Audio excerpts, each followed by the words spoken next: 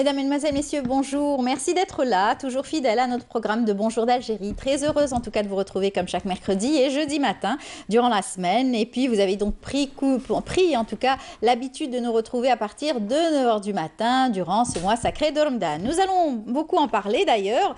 Nous allons et nous le faisons à chaque fois à travers des thèmes, soit de la solidarité, soit de la santé. Bien aujourd'hui, nous ouvrirons une page santé comme chaque mercredi matin avec un invité qui viendra nous parler, un médecin, chef de service de l'hôpital de Bir Tararia, donc service chirurgie Bir Tararia, CHU d'Alger. Donc pour en parler, nous allons aujourd'hui évoquer la circoncision. C'est vrai que les derniers jours du mois sacré de Ramadan, beaucoup de parents veulent circoncise donc leurs enfants et surtout durant l'Itsbaouchin. Et ça, encore une fois, ça fait plaisir à beaucoup donc de parents, des enfants aussi, mais ça crée aussi quelque part beaucoup de monde. Eh bien, on va en parler. Surtout, on va parler aussi du côté santé, hygiène aussi de cet acte chirurgical.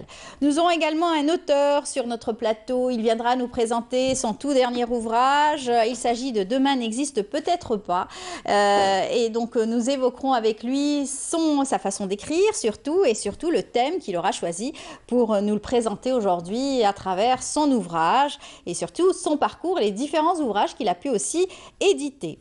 Et nous aurons aussi le plaisir de féliciter un groupe de jeunes étudiants de l'école polytechnique d'Alger. Ils viennent de rentrer aussi d'un concours. Ils ont eu le deuxième prix du concours international de robotique. Ça s'est passé au niveau de Roche-sur-Yon en France. Eh bien, ils ont remporté la deuxième place. On verra avec eux ce challenge aussi qu'ils ont pu remporter et surtout parler de leurs études et leur cursus universitaire. Deux artistes seront aussi parmi nous ce matin. Il s'agit de Nawal Mebarek, une artiste qui n'est plus à présenter, qu'on reçoit toujours avec grand plaisir. Elle viendra nous parler de sa participation surtout au programme des soirées de Ramadan et parler surtout de son dernier album qu'elle a sorti en détail. Et puis un autre artiste, lui qui est dans le slam plutôt, il viendra nous parler de la sortie de son album. On fera connaissance aussi avec lui en fin d'émission. Voilà, c'est tout le programme qu'on a choisi pour vous.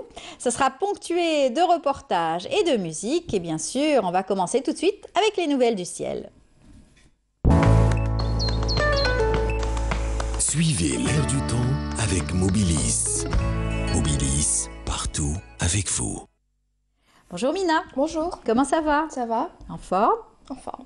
Oui, en forme. Très bien. Pour le moment. Jusqu'à la fin de journée? Je sais pas. Très bien, très bien. On va vous écouter pour les nouvelles du ciel. Bien que ce temps, depuis le mois de Ramadan, le temps est aussi entre le beau temps, la pluie, le soir, c'est formidable. Il pleut le soir et le matin, il fait beau. Il y a le soleil. Tant pis pour ceux qui sortent le soir, c'est un petit peu gênant. C'est un petit peu gênant, oui. Très bien, on va vous écouter. Merci beaucoup, mesdames, mesdemoiselles, messieurs, bonjour et très bon réveil. Eh bien, hier soir, on a eu droit à des averses assez marquées. Le cumul a dépassé les 40 mm, notamment à Alger, Bouira, encore Boumerdes, Tizi Ouzou, Ain Defla et Blida. Ça va s'atténuer aujourd'hui avec un ciel dégagé, un peu nuageux sur l'ouest et le centre, plutôt voilé sur la partie est avec quelques pluies éparses en début de matinée. Sur la partie sud, le ciel restera partiellement voilé, parfois nuageux avec un petit peu de pluie, quelques orages également vers l'extrême sud, le Hogar et le Tassili, le Sahara oriental et les oasis. Beaucoup de soleil sur le reste des régions sahariennes. Les températures de cet après-midi, eh bien, elles seront plutôt agréables avec sur la moitié nord 24 degrés à Alger, 21 degrés à Tizi Ouzou, on notera 23 degrés à Tiaret, 25 à Biad Naama, 30 degrés à Leroy, 34 à Ghardaïa, 33 degrés à Béchar, 37 à Tindouf, 42 degrés à Adrar et enfin 46 degrés à Borj, Bedi Mokhtar et Ain Kazam. On passe tout de suite à l'Europe pour aujourd'hui. Eh bien, on notera des averses, des orages également à Paris, Bordeaux, Marseille, un ciel plutôt couvert à Madrid, Lisbonne dégagée à Rome, Dublin, Prague, encore Berlin. Côté Mercure, on notera 18 degrés à Londres ainsi qu'à Dublin, 25 à Paris, 22 degrés à Bordeaux, 24 à Marseille, 23 à Berne ainsi qu'à Prague, 19 à Varsovie, enfin 33 degrés à Athènes. Place tout de suite à l'éphéméride et puis pour plus d'informations, le site de Météo Algérie reste à votre entière disposition, les www.meteo.dz. Très bonne matinée et à tout à l'heure midi. Vous avez suivi l'air du temps avec Mobilis. Mobilis, partout avec vous. Voilà, c'est fait. Merci beaucoup pour le bulletin météo de ce matin. On vous souhaite une bonne journée, Bonne Mina. journée. À très bientôt. Donc, on se retrouvera pour d'autres bulletins météo, bien sûr, sur Canal Algérie, toujours avec Mina Abed. Voilà, on vous offre tout de suite une belle chanson. On garde Diwan Mechal. On se retrouve juste après.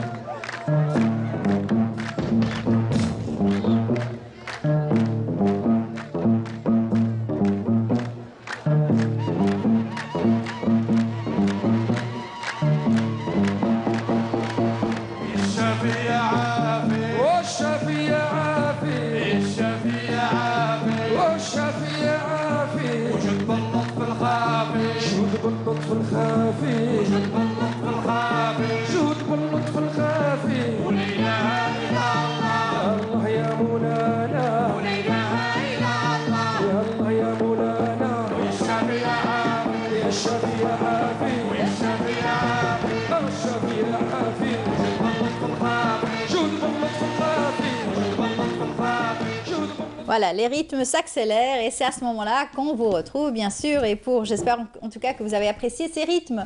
Nous allons parler santé tout de suite avec notre invité. Comme chaque mercredi matin, nous avons pris coutume de vous présenter un médecin qui viendrait nous parler des pathologies qui peuvent aussi gêner un peu le jeûne pour les jeûneurs. Mais cette fois-ci, en tout début, en tout cas de Ramadan, nous avons beaucoup parlé de certaines pathologies, c'est-à-dire le diabète, certaines maladies chroniques qui peuvent aussi gêner certains jeûneurs et surtout les conseils qui ont été apportés par des médecins à ces jeûneurs. Et donc aujourd'hui, en fin de Ramadan, on s'intéresse et on se tourne plutôt vers la circoncision. C'est une pratique que tous les parents attendent. Bien sûr, c'est une célébration aussi que beaucoup aussi aiment fêter l'Eid et ça fait foule. En tout cas, pour nous en parler, nous avons avec nous Monsieur Zindine Chetwen.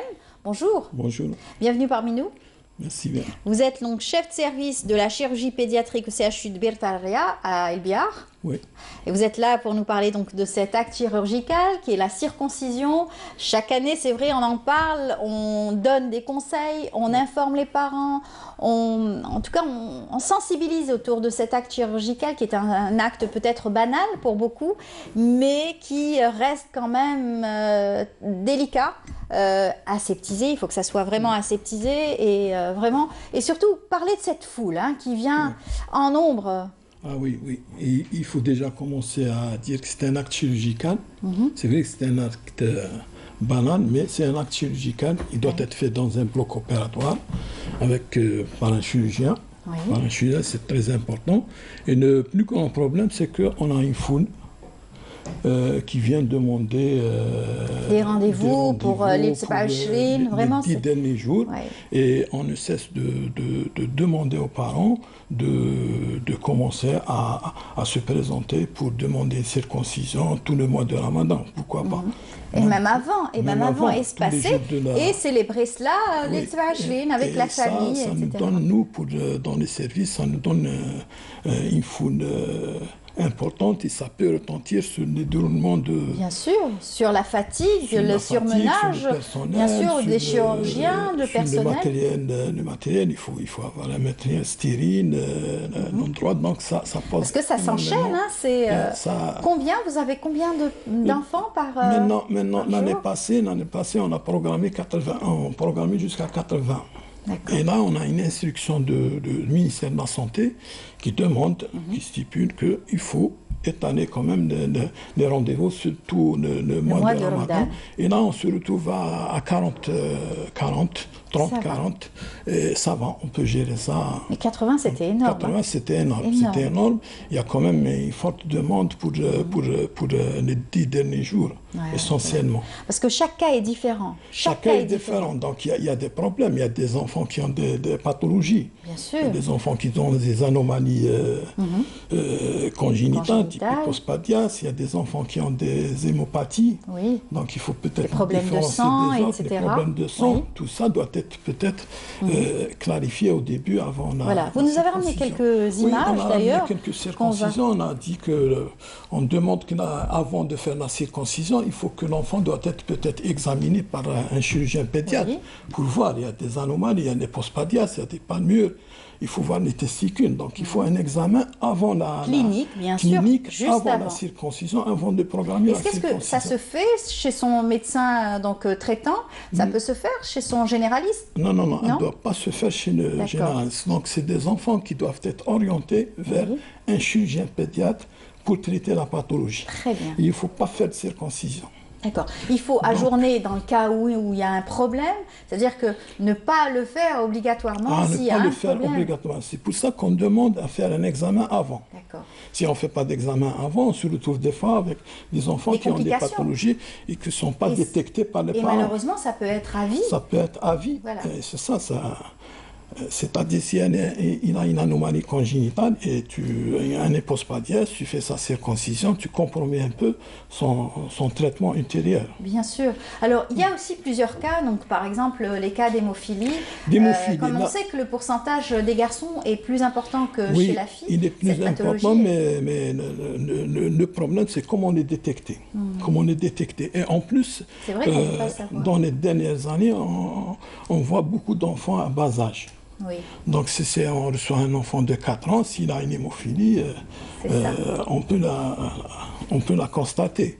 Mais là, c'est des bébés, donc il faut faire un bilan avant. Ça, c'est une étape Parce que ces dernières années, beaucoup d'Algériens veulent faire la circoncision très tôt chez le nourrisson. Et ils se disent peut-être que c'est plus pratique. Non, ils nous demandent, ça c'est une question importante, quel est l'âge de la circoncision. C'est-à-dire même nous, chirurgiens, médecins, on demande à peut-être de faire très jeune. Pour l'impact psychologique sur l'enfant. Faire une circoncision, c'est un enfant de 4 ans, 5 ans, il est plus grand, il comprend, il a peur. Il y a des séquelles psychologiques qu'il faut. On demande, et en contrepartie, il ne faut pas le faire sur une pathologie qui est méconnue. Donc, c'est ça le problème. Mais des analyses donc, sont peut-être des analyses sont demandées, et c'est vrai, le bénéfique de faire une circoncision avant l'âge de 1 an, c'est-à-dire l'enfant ne va même pas se rappeler de cet événement-là, et il cicatrise vite. Voilà. Il y a quand même des particularités pour le... C'est avec une anesthésie locale? Il y a 2 types d'anesthésie, une anesthésie locale et une anesthésie générale. Donc chez nous, on demande souvent une anesthésie locale. Les parents ont peur de l'anesthésie générale. Et vous imaginez, si on fait par exemple 40 malades sous anesthésie générale, c'est pas possible. Impossible. C'est impossible. Il faut encore une fois plus de moyens, il faut plus de personnel. Plus de personnel, c'est impossible de faire. Service réanimation serait donc submergé. Submergé. C'est pour ça qu'on est sur l'anesthésie locale. Et même pour l'anesthésie locale, la circoncision doit être faite dans un bloc opératoire en présence d'un réanimateur. C'est ça. Cas exceptionnel, vous avez les cas par exemple d'autisme. Là, peut-être, c'est un peu délicat. Là, c'est des enfants un peu particuliers. Et ça, c'est l'examen clinique de départ qui va peut-être déterminer les enfants qui doivent être faits sous anesthésie générale et les enfants qui vont, on leur propose une anesthésie locale. C'est vrai, quelquefois c'est des enfants que vous avez très perturbés, très excités, hyperactifs, très excités, là. Peut-être une proposition pour le faire. Est-ce que ça va gêner justement le chirurgien? Ça va gêner énormément et ça peut peut-être il y a des chirurgiens qui ne peuvent même pas faire une circoncision sur un enfant comme ça turbulent. C'est vraiment très délicat. Nous, on s'est habitués parce qu'on fait beaucoup de circoncision, mais quand même, c'est une situation un peu délicate pour le... C'est ça. Vous avez des cas aussi de diabète chez l'enfant ou... Diabète, vraiment, c'est pas ça le problème. Le problème, c'est que, oui, il y a des enfants, ils sont détectés peut-être par les... mais c'est pas un grand problème. Le grand problème, c'est les enfants qui ont des hémopathies. Oui. Des saignées. On a des images, par exemple, hémorragies. où on montre une hémorragie importante. Et là, même malgré qu'il est bien fait, il y a une hémorragie importante parce qu'il a une hémopathie. Il y a une hémopathie. Là, c'est les aspects qu'on retrouve. Ça, c'est les aspects qu'on retrouve après la circoncision. Des infections. On demande de ne pas s'affoler, c'est-à-dire on peut avoir un prépuce qui est enflé, il ne faut pas s'affoler, il y a une croûte, il ne faut pas s'affoler, ça va disparaître en quelques jours, donc ce n'est pas un problème. Mais donc là, c'est des réactions post-opération, bien sûr, c'est des réactions post-opération, post-circoncision, où les parents s'inquiètent souvent pour ces cas-là. Ça, c'est l'hémorragie? Là, c'est l'hémorragie. Là, ça fait peur, il faut consulter en urgence. Et on reçoit à l'hôpital des enfants qui saignent comme ça parce que soit ils ont un problème associé, soit que c'est un problème d'hémostase. D'accord. Alors vous avez donc plusieurs types de pathologies qu'il faut faire attention. C'est, comme je l'ai dit, ça peut être un acte banal, mais pourtant chaque cas est différent et chaque cas mérite bien sûr une attention particulière. Particulière pour l'enfant, oui. Voilà, il faut donc faire très attention au personnel, à l'aseptisation bien sûr de la salle. On ne peut pas faire ça chez son médecin. Non. Il faut vraiment... C'est toujours concernant l'instruction du ministère de la Santé qui stipule que la circoncision doit être faite dans un bloc opératoire. avec du matériel stérile et par un chirurgien. Voilà. Et bien entendu, après, bien sûr, il y a la guérison, il y a des conseils que vous donnez aux parents pour la désinfection quotidienne. Justement, il y a une désinfection quotidienne standard. Ça dépend de la réaction. Il y a des enfants qui présentent en post-circoncision un œdème très important. Il y a des enfants qui ne le font pas. Donc, juste, il faut mettre une pommade, une crème pour la cicatrisation et ça va disparaître. Tout rentre dans l'ordre au bout de 10 jours, 15 jours. Voilà, et bien entendu, surtout que les enfants doivent uriner. Quelquefois, ils n'urinent pas. Je ne sais pas si c'est par peur ou par infection. Il y a deux choses. Il y a de l'œdème, de la douleur. Oui. Et ensuite, il y a des sténoses. Il y a des sténoses qui sont dues au décalotage. Des fois, on fait un décalotage qui est un peu traumatique, qui font qu'ils font des problèmes juste par la suite. Oui. Mais une consultation après va montrer que le méa il est perméable et ce n'est pas un problème. Et ça va. Et vous arrivez bien sûr de rectifier quelquefois quand il y a des infections et peut-être des erreurs, hein, parce qu'il arrive d'y avoir des erreurs médicales. Bien quelquefois, il faut vraiment agir. Et les erreurs, c'est irréversible quelquefois. Des fois, c'est irréversible. On a montré une photo, là, on utilise du bistouri électrique, il y a une nécrose du gland. Hein. Ouh là là. Des fois, c'est irréversible. C'est pour ça qu'un autre conseil... Ça, par exemple, ce que vous montrez, c'est ça. Il y a des médecins qui utilisent l'électrocuteur. C'est un instrument qui fait l'hémostase d'une manière parfaite, mais il peut donner des lésions très très graves, type nécrose du gland. Donc vous êtes contre ce genre d'appareillage? Non. On reste dans la chirurgie classique.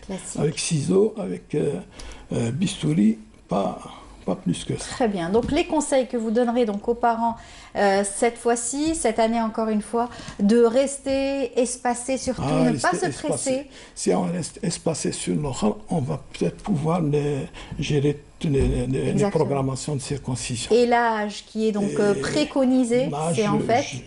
il faut peut-être proposer pour avant 1 an. Avant 1 an. Donc les nourrissons.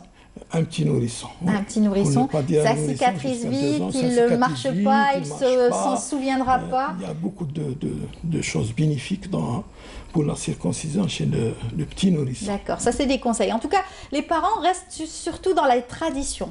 Ils sont attachés aux traditions et ils veulent peut-être que leur enfant se rappelle, qu'ils se souviennent de ce geste. Ça c'est pas quelque chose les séquelles psychologiques, ils peuvent les garder jusqu'à l'âge adulte.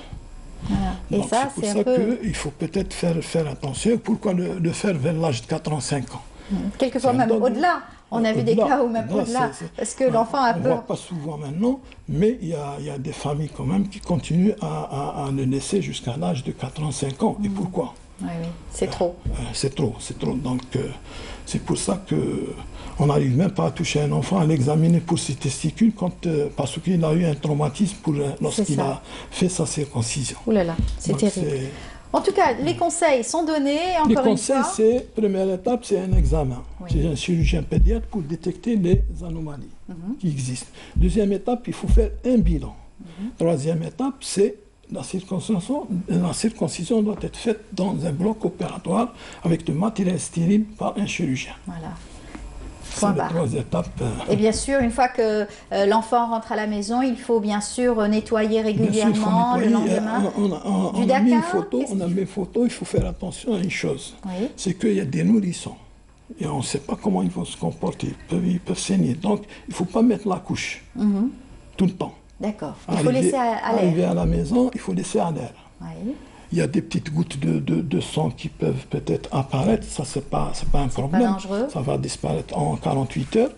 Et sinon, la couche, il ne faut pas mettre la couche et le laisser comme ça, fermé. Avec les urines et tout, ça peut avoir aussi... Avec les urines, même, il faut constater une éventuelle complication, essentiellement un saignement. Alors, il y a des conservateurs qui veulent aussi faire des remèdes de grand-mère, utiliser de l'huile d'olive, utiliser aussi certaines ça passe actuellement dans le commerce. On a quand même des pommades qui ont 2 buts, c'est-à-dire cicatrisantes et antidouleurs.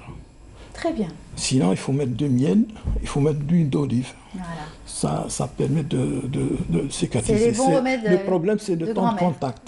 Mettre de l'huile d'olive, il n'y a pas un temps de contact important. Mettre une pommade ou du miel, ça permet d'avoir un contact plus long. Voilà, sinon le daquin. Non, le daquin n'utilise pas. C'est fait à base de l'eau de javel, donc ça brûle quand même, non. Pas d'iosine, c'est un fixateur. Ça passe autour d'une pommade cicatrisante, du miel, comme on dit. Oui, c'est un très bon cicatrisant. Et l'huile d'olive. Voilà, c'est un excellent cicatrisant. Ouais. En tout cas, merci beaucoup, Merci docteur Zindine Chetouane. Je rappelle que vous êtes chef de service de la chirurgie pédiatrique au CHU de Birtararia d'El Biar. Merci beaucoup pour tous ces conseils. Si on ne se reverra pas, Inch'Allah, avec beaucoup de courage surtout. Surtout avec vos équipes, bien sûr, qui travaillent quotidiennement au niveau donc, des hôpitaux. Bonne journée à vous. Merci bien. Et on continue notre émission. Je vous invite tout de suite à suivre ce reportage signé Nejma Hersh, qui s'est intéressé à ce nouveau parc d'attractions du côté de Djidjel. C'est le nouveau parc d'attractions de Sétif, une superficie de 4 hectares, dont 1500 mètres carrés réservés aux jeux d'attractions. Une véritable aubaine pour les familles sétifiennes qui s'y pressent juste après la rupture du jeûne. Avec une entrée libre, on peut s'amuser, jouer et se balader en toute quiétude. Une sacrée bouffée d'oxygène pour tous les sétifiens.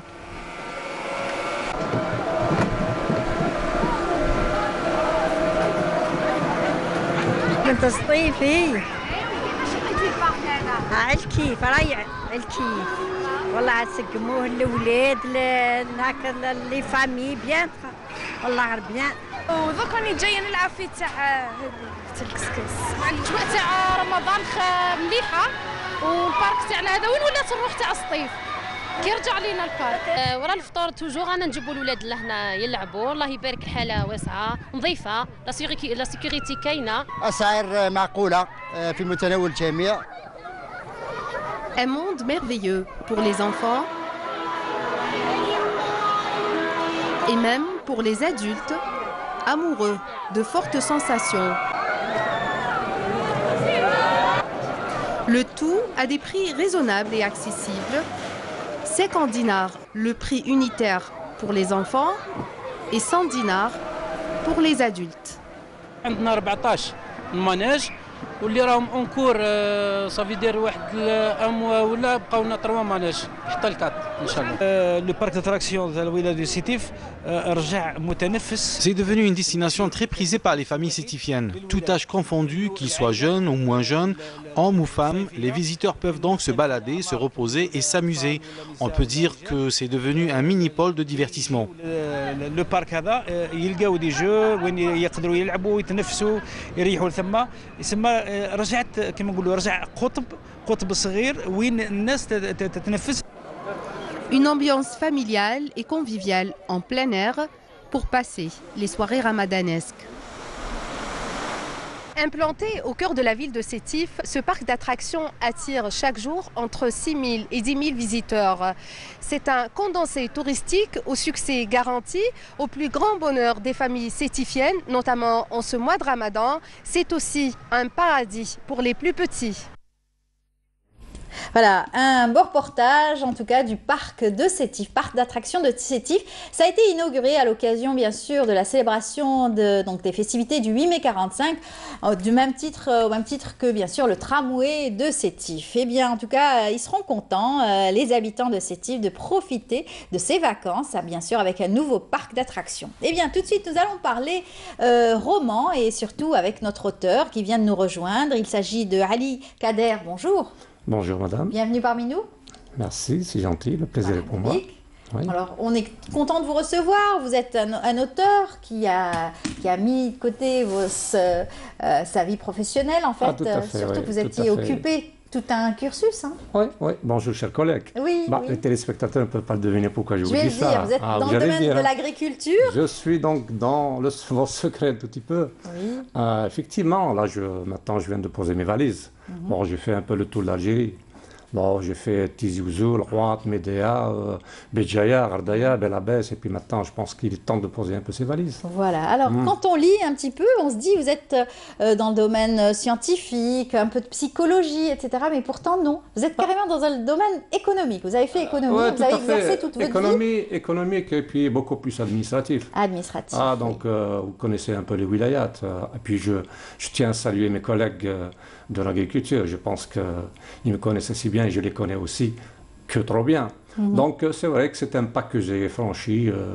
Je n'ai pas su comment. Disons plutôt c'est grâce à un ami, il s'appelle Mohoubi Salah, Sandefa Mohoubi, c'est un grand écrivain, c'est un politologue, c'est un économiste, et puis c'est lui qui m'a mis dans la fosse au lion. Voilà. Et puis là j'ai commencé vers 2008, mis le pied 2009. à l'étrier carrément. Ah ben je vous ai oui, même posé la question, je me suis dit ça doit être une passion peut-être de votre jeune âge, peut-être les années estudiantines qui vous ont peut-être nourri. Ça, mais je pense que le déclic c'était beaucoup plus du côté quand j'étais en poste du côté de Médéa.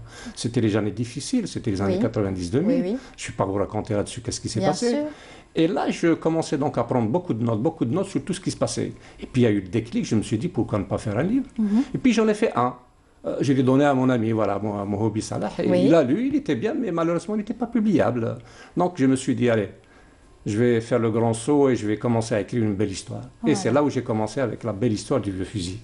Voilà, très belle histoire. Et donc, bon, moi je n'ai pas eu l'occasion de la lire, mais celle-ci, je ne manquerai pas de vous les envoyer. Inch'Allah. Alors, Demain n'existe peut-être pas. Alors, beaucoup de titres, vous me disiez, j'ai vu donc dans les différents titres que vous écrivez, Ne se cache pas pour mourir, La déchirure, Feriel et meurt demain, ça ira mieux. Donc tous ces titres-là que vous écrivez, c'est un petit peu des titres pessimistes, mais vous me disiez... Non, pas du tout, pas du tout. Pessimiste, peut-être que... Bon, vous savez que d'abord quand on prend un livre dans ses mains, la première des choses qui accroche, c'est la couverture et le titre. Et puis on va à la 4e page de couverture, c'est là qui accroche. C'est ça. Et puis effectivement, il faut essayer de trouver donc des titres qui vont un peu avec l'histoire, et puis qui vont dans le sens à ce que donc celui qui va en librairie, celui qui a donc le livre devant lui, il va être donc il va être accroché. Donc il y a une certaine curiosité. Voilà, c'est vrai. Le vieux fusil, bon, c'est vrai. Là, c'est un titre qui est tout à fait correct et qui avec la décennie 90-2000. Et puis c'est vrai, la déchirure, c'est un peu l'histoire de jeunes qui sont montés en France et qui se sont mariés. Ça, c'est des mariages mixtes. Et puis il y a aussi les raisins amers. Les raisins amers, c'est l'histoire aussi un peu de ce qui s'est passé à une certaine époque, à 54-62, entre une jeune Algérienne et un pied noir. Donc c'est un peu une histoire à contresens de ce qui se passait. Il y a les femmes ne se cachent pas pour pleurer. Là, je raconte surtout l'histoire des femmes qui ont été ablatées, donc qui ont eu le cancer du sein. C'est extrêmement important. Donc, je voulais traiter de ce sujet. Pas pour dire que voilà ce que c'est que le cancer ou quoi que ce soit, c'est pas du tout ça. C'est surtout pour dire voilà un peu comment la société, les yeux que pose la société sur les femmes qui ont donc le cancer du sein. Et puis je ne vous dis pas le dernier que vous avez entre les mains, Demain n'existe peut-être pas. Bon, vous dites que, vous m'avez dit en off que c'était des sujets tourmentés, mais je vous dirais de l'autre côté... C'est des sujets vraiment peut-être d'actualité, d'actualité, mais notre société... Mais c'est vraiment une société peut-être tourmentée, qui est aussi très... Qui se cherche, c'est une société qui se cherche, c'est une société qui a perdu beaucoup de repères, c'est une société aussi qui se dit, qu'est-ce qui se passe Voilà. Un couple en souffrance. Oui, tout à fait. C'est une histoire d'amour, il faut le dire. C'est une histoire d'amour. Et là, je voulais faire cette histoire pour la simple et bonne raison parce que je voulais raconter donc une histoire un peu à la Roméo et Juliette. Bon, un peu plus... De famille. Oui, de famille, donc de jeunes qui sont amoureux. Et puis, il y a les us, les coutumes. L'un est riche, l'autre est pauvre. L'un habite dans une belle maison, l'autre c'est un bidonville. Et puis, c'est tout ça, c'est toutes les contradictions de la société qu'on retrouve donc, à travers ce livre. Voilà. Et puis, donc... j'ai voulu aussi faire en sorte que ce soit la fille elle-même qui raconte l'histoire. Au début, c'est vrai qu'il y a beaucoup de gens qui ont lu juste une partie sans dire mais comment se fait-il que quelqu'un qui se suicide raconte sa propre histoire. Je lui dis Barak, essayez de lire le livre. On se met dans la peau du personnage. Lisez le livre jusqu'à la fin et vous allez trouver l'énigme. Il ne faut pas être déprimé pour lire. Ah, pas du tout. Non. De toute façon, mes livres, c'est vrai que quelquefois, je fais appel à la main. Mais si vous voyez, il y a beaucoup plus de joie, d'amour, tout à fait, beaucoup de joie, surtout quand elle parle de sa famille, de son éducation, des études et de cette éducation qu'elle a pu recevoir au sein donc, de sa famille, cette fratrie aussi, ses frères, sa sœur. Tout à fait, tout à fait. Puis il y a peut-être, je vais revenir un peu en arrière, il y a aussi Feriel. Feriel, c'est un gentil prénom. Hein? Mais là, ce que le livre traite en lui-même, donc ça c'est l'histoire d'une jeune fille qui est montée sur Alger faire des études avant qu'elle ne soit rattrapée par par la luxure, par la situation, par tout ce qui se passe. Et puis c'est la dérive, c'est les abysses, je ne vais pas dire plus. Voilà. Alors vous êtes un scientifique, et un scientifique touche un petit peu, il est pluridisciplinaire, il touche un petit peu à tous les thèmes, tous les domaines. C'est pourquoi dans l'écriture, on le ressent à travers donc, cet écrit que vous écrivez, donc à travers votre écrit, hein, on constate. Oui, tout à fait. De toute façon, je pense que quelque part, ma carrière... Le côté scientifique, on le ressent. Ma carrière m'a beaucoup aidé. Soyons sérieux. Ah, c'est vrai que j'ai fait... D'ailleurs, j'ai remarqué que je ne mets jamais au devant de la scène, au devant de ce que je dis, ma carrière professionnelle. C'est pas ça qui est le plus intéressant. Le plus intéressant pour moi, c'est la lecture, ce que les gens vont penser de mes livres. Ma carrière professionnelle, bon, ça c'est autre chose. Des dialogues aussi, c'est avec beaucoup de dialogues à l'intérieur. Oui, ça c'est voulu, Et puis j'ai mis en avant un style dans quelques livres, dans pratiquement celui-là, demain n'existe peut-être pas. Les femmes ne se cachent pas pour pleurer. Et puis un autre où j'alterne le présent avec le passé. Donc je commence par le présent et puis je fais un feedback vers le passé et j'essaie de trouver un lien entre les chapitres pour que le lecteur ne se perde pas. C'est vrai. C'est scindé en chapitres, tout à fait. Ouais, tout et à chaque chapitre, bien sûr, une nouvelle réaction. Et on passe D'ailleurs, on a du mal. Et il faut rester jusqu'à la fin. Là, au début, on a du mal à s'adapter. Comment se fait-il qu'il nous raconte quelque chose au présent ou bien au futur? C'est ça. Et puis, d'un seul coup, il nous ramène 20, 30 ans, 40 ans, 50 ans. Et jusqu'à la fin, on ne sait pas réellement quelle va être la destinée donc, de Hanan, bien sûr. Et ce n'est que vers la fin. Hanan et Jamel. Oui, et ce n'est que vers la fin, à peu près 1 ou 2 chapitres avant la fin, où j'essaye de ramener le présent et le passé, et là, ils se retrouvent, et là, c'est la fin du livre, donc c'est l'apothéose. C'est l'apothéose. Alors, moi, je me suis posé la question, je me suis dit, comment ça se fait dans son entourage, l'auteur n'a pas réussi à trouver une personne pour la tirer en haut, bien sûr, pour l'aider, C'est en fait l'histoire, hein. On ne peut pas changer l'histoire. On ne peut pas changer l'histoire. De toute façon, moi j'écris ce que je ressens, j'écris ce que je vois, j'écris ce que j'ai... Il suffit de tendre l'oreille, il suffit de braquer ses yeux sur la société. Puis il y a tellement de sujets que moi je pense qu'il y a matière à écrire des tonnes de livres dans notre pays. Ça soit vous aimez écrire? Ah bah oui, je ne cesse pas d'écrire et puis là maintenant je viens de terminer un livre. Voilà. Ça y est, vous avez découvert votre vocation. Ah oui, tout à fait. Je remercie mon ami Salah Moubi, j'espère que là où il est, il m'écoute. Hein. Alors vous avez édité au niveau donc, de l'ANEP, celui-ci? L'ANEP, oui. Le domaine de l'édition, donc mon éditeur historique, donc c'est l'ENAG, donc l'entreprise nationale des arts graphiques. J'ai vu que vous étiez beaucoup édité à l'ENAG. Non, je suis fidèle, c'est eux qui... à l'ENAG. C'est eux qui m'ont pris en premier. C'est eux qui ont pris mon premier manuscrit, qui a été d'ailleurs refusé par un éditeur, je ne dirais pas lequel. Et puis, c'est une grande maison d'édition. Il n'y en a pas beaucoup, il y en a 5, 6, 7, 8. D'édition d'art graphique, bien sûr. Oui, tout à fait. Et puis, le gros de mes livres est édité plutôt donc, chez l'ANEP. Et puis, un seul qui est édité à l'ANEP, un seul qui est édité à l'ANEP, pour la simple et bonne raison que l'année passée, j'ai eu 2 livres à mettre sur le marché. Donc j'ai eu une traduction, celui que vous avez entre les mains, Hubbun Ardun wa Harbun. Ça c'est au niveau de l'ENAG aussi, ça a été édité. Au niveau de l'ENAG. Alors vous écrivez aussi bien en français qu'en arabe, donc non, ce n'est pas moi qui ai écrit un livre. Voilà. Hein, il faut rendre à César ce qui lui appartient. Ouais. Donc c'est des gens qui ont donc, pris la peine donc, de les éditer donc, en langue arabe, donc de les traduire. Ouais. Donc ce livre, c'est le seul que j'ai édité à l'ANEP. Je salue aussi les gens de l'ENAG que les gens de l'ANEP. Et j'ai édité un seul livre en France. C'est Les raisins amers parce que tout simplement, c'est un livre, ça touche un peu, pas uniquement à l'immigration, c'est surtout à la guerre, c'est surtout donc au Pied Noir, c'est surtout à la période de 62.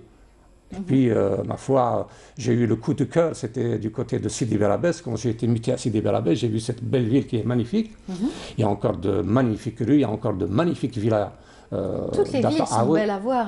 Non, mais un peu, Sidi Bel Abbès, c'est une ville coloniale qui a gardé ce cachet. Donc avec les belles rues, avec les belles villas de l'époque. Et puis ça a fait tilt dans ma tête. Et puis je me suis dit, pourquoi ne pas écrire un livre à contre-courant de ce que les gens écrivent. Et là, c'est une jeune indigène, donc une jeune arabe de Ras El Mek qui est tombée amoureuse d'un jeune pied noir, c'est Alain. Et c'est toute une histoire que j'ai essayé donc de monter avec les événements de l'époque. C'est très difficile de dater cela et de faire concorder les dates avec oui, là, je me surtout suis votre histoire. énormément documenté. Énormément documenté. Beaucoup de recherches. C'est un livre qui m'a pris quand même 2 ans. Et puis voilà pourquoi je l'ai édité dans Et la critique, qu'en a été la critique? Vous l'avez présenté au Salon du Livre, ça a été édité? Pas uniquement, oui, il a été édité. Bon, disons que si on parle de critique ici chez nous, malheureusement, on est encore loin. Non, les critiques, je dis votre entourage déjà, et les lecteurs qui ont l'habitude de faire des ventes dédicaces. Oui, tout à fait. Bon, les ventes dédicaces, c'est surtout à travers le Salon international du livre d'Alger. Et puis avec quelques associations, avec quelques centres culturels, avec quelques maisons, avec quelques directions de la culture à travers le territoire national. Mais en dehors de ça, ça s'arrête à ce niveau. D'accord. Et sinon, vous faites des ventes dédicaces pour celui-ci? Vous allez faire des ventes dédicaces? Ah oui, bien sûr. J'ai déjà fait une. D'ailleurs, je salue les gens de Témara. C'est du côté des Ouassif. Ils m'ont invité pendant le Ramadan. C'est très bien. Ils m'ont invité. Donc c'est tout récent. Ah oui, c'est tout récent. C'était l'autre vendredi, pas celui-là. Et j'ai été vraiment charmé de me retrouver au pied du Djurdjura avec une association. Finalement, la culture n'est pas là où on pense. Oui. Donc le village, il s'appelle Témara. C'est des volontés, bien sûr. C'est des volontés. La culture, c'est aussi... Donc, Et puis, ça fait quelques 3 ou 4 jours, je suis passé chez Madame Laradi, le centre culturel de la Wilaya d'Alger. On va en parler d'ailleurs dans un moment. Oui, je tiens aussi à la remercier. Et puis, je compte aussi repasser... et puis, j'ai l'habitude donc de passer chez vous, chez Canal Algérie, avec notre ami Youssef Sayer. Marhaba bik, puis, voilà... on essaye de bouger un peu, on essaye de vulgariser, on essaye de faire quelque chose parce que malheureusement... Vous êtes toujours à l'écoute de votre société, de cette société, de nos compatriotes surtout. Et vous êtes donc très prolifique dans l'écriture aujourd'hui. Vous avez découvert cette facette en vous. Mais simplement, je voulais ajouter quelque chose, c'est que le livre, il se porte mal. Je suis désolé de le dire, il se porte mal. Les éditions, bon, ça fait ce que ça fait, mais au niveau de la promotion, au niveau de la distribution, je crois qu'on a tout fait. Il y a beaucoup de choses à faire dans ce domaine-là. Il y a beaucoup de choses, tout est à faire. Tout est à faire. Si on fait juste un feedback aux années 70, aux années 80, il y avait pratiquement plein de librairies. Force est de dire que maintenant tout est fast-foodé. Malheureusement, oui. Il y a des cafés littéraires qui subsistent quand même et qui organisent comme ça des rencontres littéraires. D'ailleurs, ça a été le cas ce mois de Ramadan. Il y a eu beaucoup de rencontres littéraires. On en a cité quelques-unes. On a pu aussi faire des présentations, mais ça reste vraiment non, il y a déjà... Bon, moi j'ai l'habitude, donc j'ai déjà fait 1 ou 2 universités, donc déjà avec les étudiants de Bel Abbès. Puis on m'a dit que, j'ai vu qu'il y a aussi, on m'a dit que Chikhi à Tizi Ouzou qui fait aussi de belles choses. Il y a aussi un salon à Boujima. Donc je pense qu'il y a quelques... Donc vous bougez bien. Non, là je ne les ai pas fait, ceux-là j'ai pas fait. Boujima, Chikhi, j'ai pas fait. Mais avec la Maison de la Culture de Tizi Ouzou, avec quelques associations, avec d'autres amis qui m'invitent, oui, bien sûr. Voilà. On n'aura pas en tout cas à raconter la fin de l'histoire surtout. Ah non, dire que c'est une belle histoire d'amour qui va nous tenir en haleine jusqu'à la fin. C'est l'histoire donc de Hanan et Jamel. Tout à fait, Hanan et Jamel, oui. 2 personnes qui se sont rencontrées sur les bancs d'université, qui ont voulu donc faire un bout de chemin ensemble. Ils étaient heureux et bien sûr le destin a changé un petit peu le cours des choses. Il faut raconter bien sûr tout au long de l'histoire. Bien sûr, on vit avec Hanan qui nous raconte sa vie, son enfance, ses premiers pas à l'école et puis bien sûr après sa rencontre et les difficultés après de la vie. Et puis là, mis à part ce livre, donc il y a donc celui que je viens de terminer, c'est sur les mariages blancs. Ah bah oui, c'est un thème de société. Eh bien, on vous invitera pour le présenter, Inch'Allah. Ah bah oui, il sera prêt, je pense que pour le Salon international du livre d'Alger. D'accord. Donc je vais le présenter là-bas et puis je vous le remets. Très bien. Donc il raconte l'histoire de 3 jeunes de chez nous qui sont partis tenter leur chance là-bas avec des mariages. Vous êtes très imprégné par les faits de société et surtout les faits divers. Oui, tout à fait. Je vous ai déjà dit, il suffit de poser juste un œil. C'est vrai. Il y a tellement de sujets, beaucoup de sujets. Là où on regarde, c'est des sujets à débattre, c'est des sujets à écrire. Tout à fait. Eh bien, merci beaucoup. Je rappelle, Ali Qader, vous êtes donc auteur. Vous êtes venu nous présenter vos 2 ouvrages, celui-ci notamment. Demain n'existe peut-être pas. Et donc, c'est aux éditions ANEF. On peut les retrouver, bien sûr, chez les bons libraires. Et bien sûr, celui qui a été donc traduit. Non, il y a 3 qui sont traduits. Il y a donc celui-là, et puis le vieux fusil qui est traduit. Très bien. Il y a aussi la déchirure qui est traduite. Voilà, on pourra trouver vos ouvrages. C'est un magnifique livre qui parle donc de quelqu'un qui est parti en France et qui s'est marié. Donc c'est les mariages mixtes. Et on dit souvent que les mariages mixtes marchent si bien de l'autre côté de la frontière, de l'autre côté en France, mais dès qu'on met les pieds ici, boum. Voilà les problèmes qui tombent sur la tête, sur le couple, les us, les coutumes, la religion, l'islam, la mama et tout le Bataclan. Et voilà. Voilà, merci beaucoup pour tous ces thèmes. Vous n'avez toujours pas dit pourquoi je vous ai dit, chers collègues. Si, j'avais dit qu'on avait fait pratiquement les mêmes études, puisque vous avez fait Mostaganem, l'INA de Mostaganem, moi j'ai fait l'INA de El Harrach. Voilà. Merci beaucoup d'être venu, très sympathique en tout cas d'avoir partagé ce moment avec vous, et surtout j'espère qu'on aura donné l'envie aux lecteurs d'acheter votre livre et de lire et de parcourir cette belle histoire. Voilà, je dirais pour terminer à nos amis téléspectateurs, Sahar Markoum, Sahar Torkoum, ou Sahar Aidkoum, un peu en avance. En avance, voilà. Merci beaucoup encore une fois. Bonne chance. Et on se reverra probablement pour le prochain livre. Certainement, bien sûr. Inch'Allah. Et vous avez évoqué tout à l'heure Fouzi Al Aradi de Agriculture. Eh bien, on va en parler tout de suite et on va voir le reportage, puisque donc une belle initiative a été organisée au niveau des établissements Agriculture, notamment avec Fouzi Al Aradi et Zakia Gawaou, qui elle est conteuse, qui était venue sur notre plateau pour présenter ses 2 beaux livres de contes. Eh bien, regardez cette soirée littéraire et surtout réservée aux contes à travers ce reportage signé Lilia Benasser. C'était avant-hier. C'était ça. Et j'y étais. Ah, super. Voilà. Ah ben voilà. Pendant 5 ans et demi. C'est à la médiathèque Béchir Mentouri qu'une soirée dédiée aux contes populaires a été organisée par les établissements Agriculture. Le mois sacré du Ramadan, c'est toujours il y a quelque chose de spécial qu'on fait. On a eu la nuit de la poésie. Il y a la semaine passée, et là la nuit du conte, on a reçu un romancier, on aura une petite rencontre mercredi pour, enfin je ne dirais pas en hommage parce que l'hommage c'est le travail et les œuvres qu'elle a laissées, mais une rencontre autour du parcours, de l'œuvre et de la vie de la regrettée Sonia, qu'on va voir à l'occasion de la journée de l'artiste. On aura aussi une petite rencontre, une soirée où on parlera du Ramadan toujours, comment les Algérois et les Algériens bien sûr attendent l'Aïd, se préparent aussi pour l'Aïd, on est pas très loin d'eux. Et pour cette soirée, c'est le conte, c'est Hadjitek Madjitek, c'est un peu un clin d'œil à nos grands-mères, à ces bibliothèques qu'on est en train de perdre malheureusement petit à petit. Donc c'est revenir sur ce passé, sur ce patrimoine qu'on doit quand même léguer à nos enfants. 2 conteuses ont animé la soirée en partageant avec le public des histoires puisées de notre patrimoine ancestral, des légendes magiques qui font rêver plus d'un. Chacune dans son domaine professionnel, elles se sont mises à revenir à la tradition, à l'ancestralité pour retrouver les ambiances d'antan.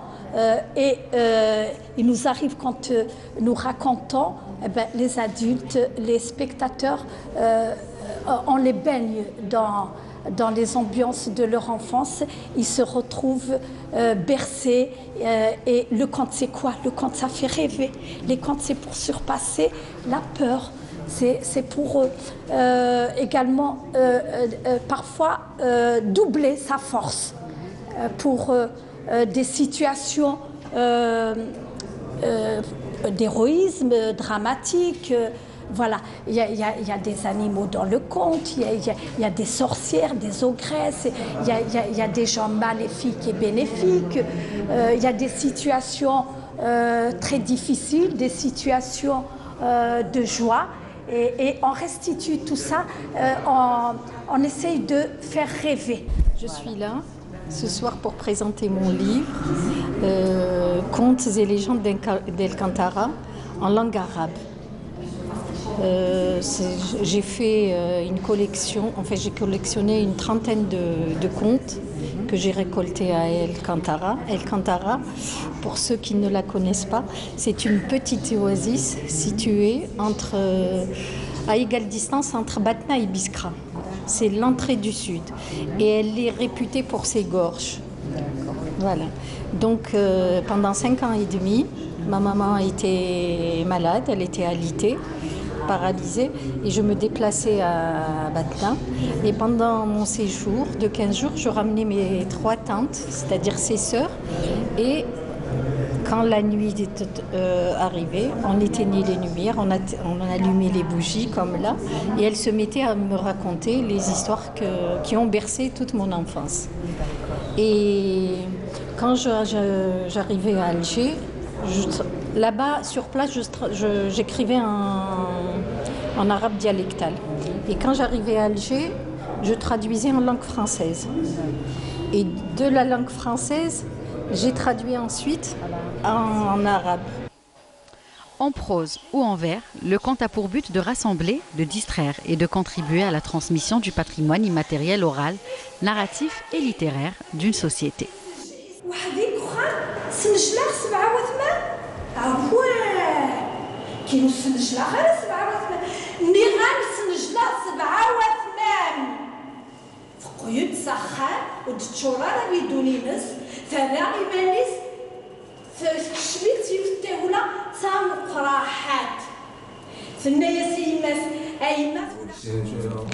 Voilà, de retour sur le plateau, on a pu voir en tout cas cet univers du conte qui est formidable, qui nous emmène en tout cas à la découverte de notre patrimoine encore une fois, avec Zakia bien sûr, qui a été donc Zakia Gaou, tout à fait, qui a été aussi notre invité dans une précédente émission.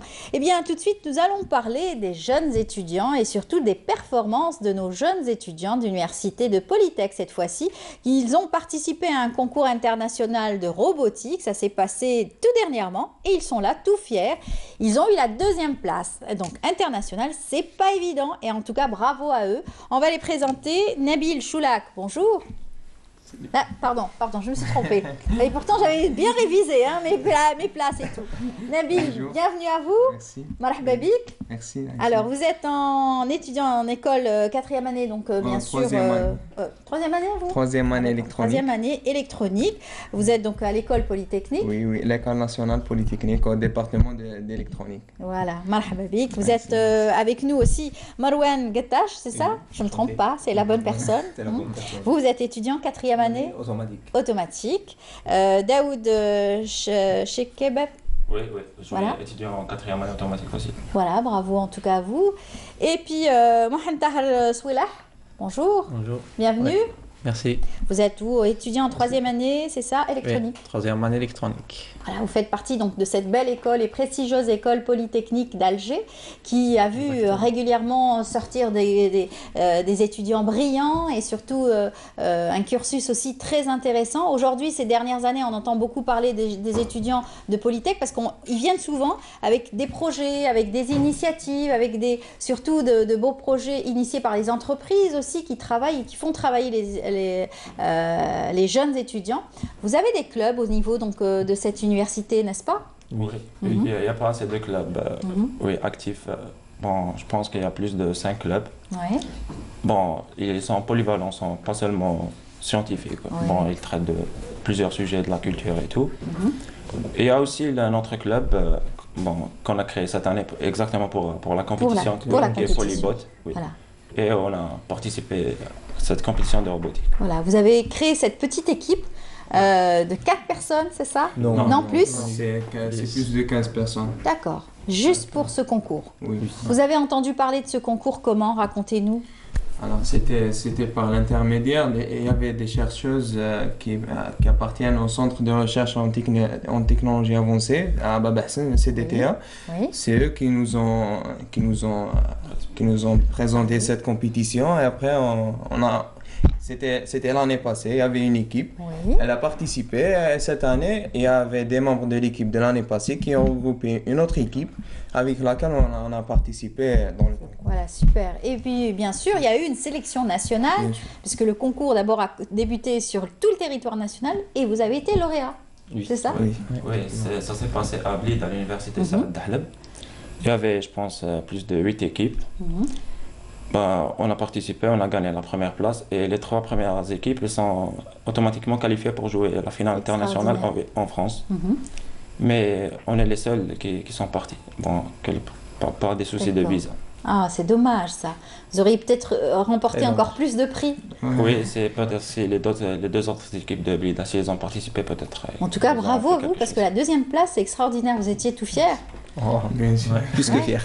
Plus que fier. Alors, racontez-nous un petit peu cette participation, le départ, le challenge, tout ce que vous aviez préparé. Vous connaissiez un petit peu le concours, donc vous saviez ce que c'était qu'un concours comme ça international. En fait, on n'avait pas d'expérience, donc c'est la première fois. C'était notre première fois. Participation physique, mais en tout cas, vous en aviez entendu parler à travers les autres expériences. Oui, exactement. On s'est préparé, on s'est donné à fond. Et ça nous a coûté 3 mois de dur labeur en dehors de vos études, parce que vous êtes en 3e et 4e année, donc il y a beaucoup de boulot. On restait à l'école jusqu'à 1h du matin. Waouh! C'était pas... Mais, alhamdoulilah. Et ça consistait à quoi? Préparer des petites expériences? Faire quoi? Non, en fait... il consiste à construire le robot en question. D'accord. Construire tout ce qui est partie mécanique et des actionneurs et tout. Voilà, le challenge c'était de réaliser un robot mobile. Un robot mobile autonome. Autonome, c'est ça. Cette année c'est Robot Cities. Oui. Voilà, le thème qui a été retenu pour cette année. Oui. Et vous avez vu beaucoup d'étudiants du monde entier. Oui. Allez. C'était rempli. Rempli. Il y avait toutes les nationalités. Il y avait un peu plus de 200 équipes venant de 35 pays différents. Vous nous avez ramené de belles photos. Ça c'est tout l'ensemble de votre... Ouais, c'était ici en Algérie. À Blida.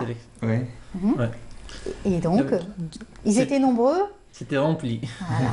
Beaucoup de monde et surtout plusieurs équipes. Vous étiez une seule équipe d'Algérie. Je suppose que les autres étaient peut-être plus nombreux. Oui, il y avait d'autres pays qui avaient plusieurs équipes. Il y avait la Russie qui avait 3 équipes. Il y avait même nos voisins, les Tunisiens. Il y avait les Allemands. Il y avait beaucoup de pays. Ça vous a permis aussi de d'évaluer aussi vos compétences et bien sûr vos performances à travers justement ce concours qui n'est pas n'importe quel concours, un concours de robotique qui aujourd'hui qui est vraiment d'actualité. On parle beaucoup de robotique au niveau politique même.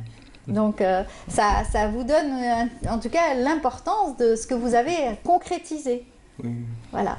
Alors parlez-nous un petit peu de cette journée de concours. En fait, ça s'est passé en 4 jours, du 9 jusqu'au 12. D'accord. Il y a une phase d'élimination, genre on joue 4 matchs. Et les 16 premières équipes qui collectent le plus de points, elles sont qualifiées pour le 8e de finale, après le quart, le demi-finale et la finale. Bon, on était classé 10e dans la première phase, donc on était qualifiés. On était parmi les 16 premières équipes. Bon, c'était pas facile. Vous étiez très content alors, hein? Oui, bien sûr. Bon, on était qualifiés pour les 8e de finale. Après, on a joué nos matchs, on a gagné le 8e, le quart, le demi-finale. Après, on a perdu lors de la finale contre les Belges. Mais c'était vraiment un exploit vu la différence des moyens et tout. Bon. C'est-à-dire que le matériel, c'était votre propre matériel ou vous étiez assisté? C'était un peu de tout. On s'est débrouillé. D'ailleurs, on a eu le deuxième prix, c'est Do It Yourself, fais-le toi-même. C'est pour la qualité de notre robot, parce que là-bas, ils sous-traitent pas mal de choses. Et s'il y a une partie mécanique ou bien une pièce à usiner, ils sous-traitent. Mais nous, on se débrouillait tout seul, on coupait et on fait des choses. Oui, voilà. Ils font la conception. Après, l'usinage, c'est pas de leur tâche. Bon, ils sous-traitent une entreprise, qui fait l'usinage. Après, eux, ils font l'assemblage et la programmation. Voilà. Mais nous, on a fait... Oui. C'est le vôtre. Non, c'est pas le robot, c'est juste... Une démonstration, une photo que vous avez... Voilà, une partie. Une partie du robot. D'accord. Alors ça consiste à quoi? Parlez-nous-en un petit peu. Bon, ça, c'est le robot détaché. Ça, c'est le robot détaché. Avant de faire le montage. Avant l'assemblage. Ouais. Très bien. En fait... Allez. Bon, je vous ai dit, oui. Nous, on a fait la conception, on a fait l'usinage des pièces par nous-mêmes à l'école. Oui. Après, on a fait l'assemblage et la programmation. On a effectué quelques tests sur la table qu'on nous a construite. On a fait tout ça avant la compétition de Blida. Oui. Après la compétition à Blida, on n'a pas changé grand-chose. Vous avez été assisté par vos profs ici Oui, on nous a aidés, oui, bien sûr. Mais c'était pas vraiment suffisant, mais ils ont fait de leur mieux. Oui. J'imagine. En tout cas, ils sont tout fiers de vous, revoir avec la deuxième place. Oui, ils n'arrêtent pas de nous solliciter et tout. Ah, ça y est, carrément. Même les entreprises, je suppose, qu'ils vont vous solliciter aujourd'hui. Alors, cette photo, c'est la photo avant le départ? Non, c'est après le départ. C'est après le retour. Hein. C'est ici en Algérie, après le lendemain de notre arrivée. Très très bien. De bons souvenirs, vous avez emmagasiné plein de souvenirs, j'imagine. Vous avez fait des contacts aussi avec d'autres jeunes, d'autres façons aussi de travailler. Vous avez appris? Oui, bien sûr. On a côtoyé plein d'équipes de différents pays. On a vu beaucoup de choses qui étaient différentes. Parce qu'ici en Algérie, il n'y a pas... C'est certain... Même ça ne rentre pas dans les mœurs, peut-être les concours. Voilà, donc il n'y en a pas suffisamment. Voilà. C'est pas notre culture. Mais peut-être qu'à l'étranger, ils en font souvent, c'est délocalisé, etc. Voilà, c'est l'occasion peut-être de changer les choses avec les clubs scientifiques, avec peut-être des initiateurs comme ça, les professeurs qui vont peut-être organiser. Ça commence à changer avec peut-être les entreprises qui s'intéressent de plus en plus à cela. Voilà, ça c'est votre diplôme. Oui, c'est le prix Do It Yourself. Voilà, bravo en tout cas. C'est un très beau prix. Puis j'espère que vous aurez d'autres succès et j'imagine que vous allez participer l'année prochaine, sûrement. Bien sûr. Et on compte aussi créer une association de robotique pour avoir notre propre compte bancaire, pour avoir des sponsors et tout, pour faciliter la tâche. Voilà, ça fait de vous des futurs managers, carrément. Cette expérience vous a donné envie d'aller plus loin et d'aller encore une fois tester vos connaissances encore plus loin et avec d'autres moyens. Oui, et on a prouvé aussi que l'université algérienne peut donner pas mal de choses aussi. D'accord, bien sûr, bien sûr. Alors, peut-être un mot sur votre participation, encore? Ça a été une expérience incroyable, vu qu'on n'attendait pas vraiment à arriver à ce point-là. Mais avec beaucoup de travail et persévérance, on a pu et on a réussi à avoir... Les membres du jury étaient contents aussi de vous, ils étaient là pour vous questionner autour de votre réalisation. Bien sûr. Ils étaient tout le temps à côté de nous. En fait, on a fait le buzz là-bas parce que à cause de la débrouillardise, tout ce qu'on a raconté, on a fait tout avec soi-même. Oui. Voilà. Donc parfois les autres équipes ils sont en train de jouer, mais ils sont en train de parler. Bien sûr. Ils étaient en train de parler de l'équipe d'Algérie. Voilà. Même si Bien sûr, ça fait en tout cas très plaisir que votre exploit soit encore aussi vu et l'expérience soit aussi appréciable. Peut-être que l'année prochaine, vous aurez encore une fois d'autres challenges à réaliser. Bien sûr. Oui, on compte créer. On est maintenant une seule équipe. On compte diviser l'équipe à 2 ou à 3 équipes. On compte participer avec 3 équipes. Avec de nouveaux étudiants pour partager le savoir. Bien sûr, et encore une fois, puisqu'il y a plusieurs spécialités au sein de l'université, vous êtes plusieurs dans différents domaines, et il faut bien sûr avoir toute cette matière grise pour pouvoir réaliser en tout cas un projet comme le vôtre, ce robot autonome en tout cas. Parlez-nous un petit peu du robot, ça consiste en quoi d'être... En fait, le robot, comme on a dit, il y a un certain nombre de tâches et chaque tâche est récompensée par un certain nombre de points. Donc le robot doit non seulement remplir ses tâches et ne pas avoir collision avec d'autres robots, donc il doit être intelligent. Oui, c'est ça. Oui, exactement. Donc, autonome. autonome, intelligent, assez rapide, parce que c'est juste 100 secondes pour pas mal de tâches, 5 ou 6 tâches. Donc, c'était quand même un défi technique assez important. C'est extraordinaire. Aujourd'hui, on demande aux robots même d'être presque humains, sentir, avoir des sensations, etc. Voilà, exactement. Ça va très très loin aujourd'hui. Parce que les précurseurs, c'est qui aujourd'hui dans le domaine de la robotique? C'est les Japonais? C'est qui? Oui, c'est les Japonais, les Asiatiques en général, les Japonais, les Coréens. Voilà. On en parle beaucoup aujourd'hui, les robots intelligents. Oui, c'est en fait la nouvelle tendance actuelle. Voilà, d'ailleurs, c'est ça le thème. Le robot, parmi les tâches, il doit construire des immeubles par lui-même. Il doit filtrer l'eau, mettre l'eau dans... Voilà, c'est ça le thème. Voilà. C'est qu'un robot intelligent qui peut...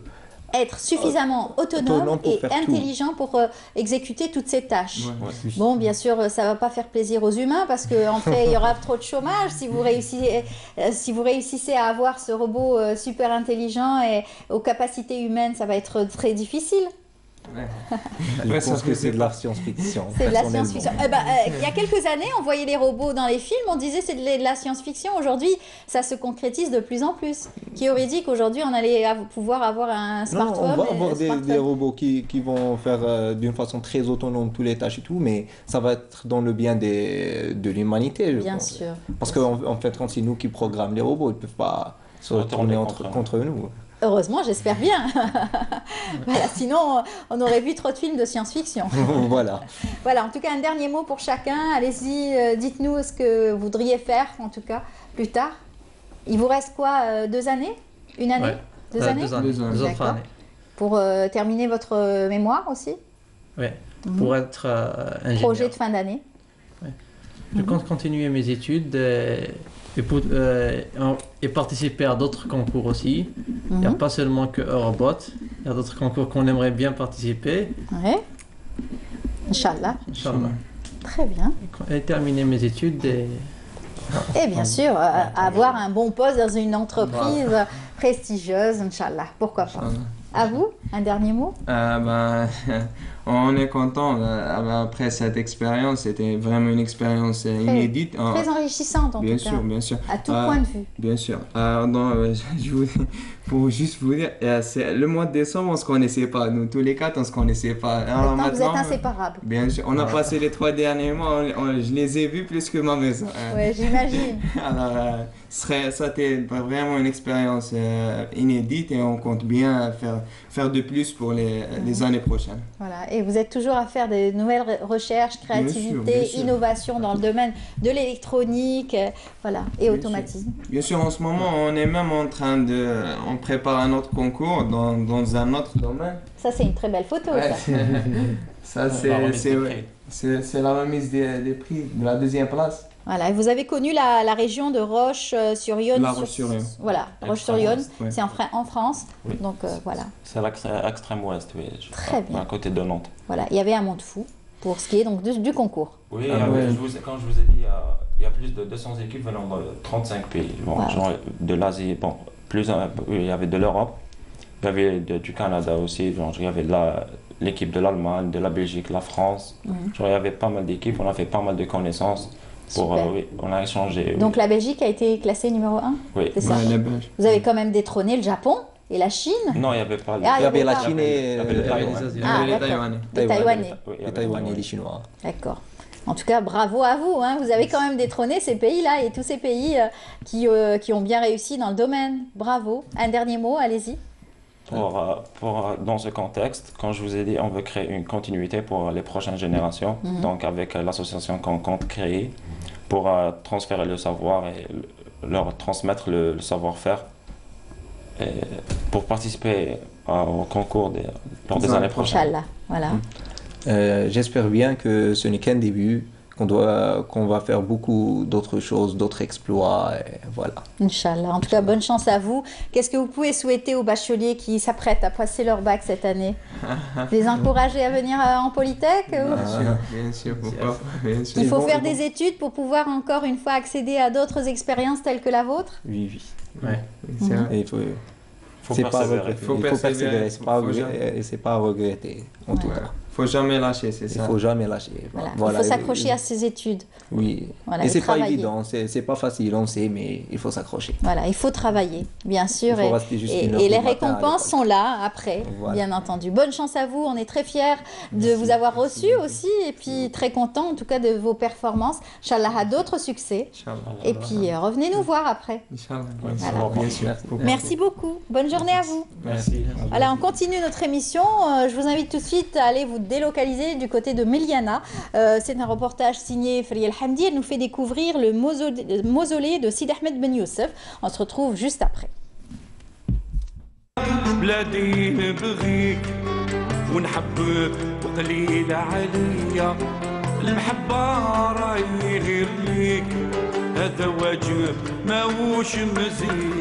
Nous nous sommes rendus ce week-end à la capitale du Zakar pour découvrir la beauté saisissante d'un panorama exceptionnellement féerique de Miliana. Une visite guidée au mausolée Sid Ahmed Ben Youssef, qui incarne une mémoire collective de la population de Miliana. Le monument est attribué au saint patron de la ville de Miliana, c'est Abou Abbas Ahmed Ben Youssef al-Rachidi. Il est natif de la Qal'a de Bani Rachid, c'est-à-dire au début du 15e siècle. Et il a été enterré ici à Miliana. Et en 1795, c'est le bey d'Oran qui a ordonné de bâtir la Zawiya et le mausolée. Et puis ce lieu est devenu un haut lieu de pèlerinage qui attire, disons, l'attention des visiteurs.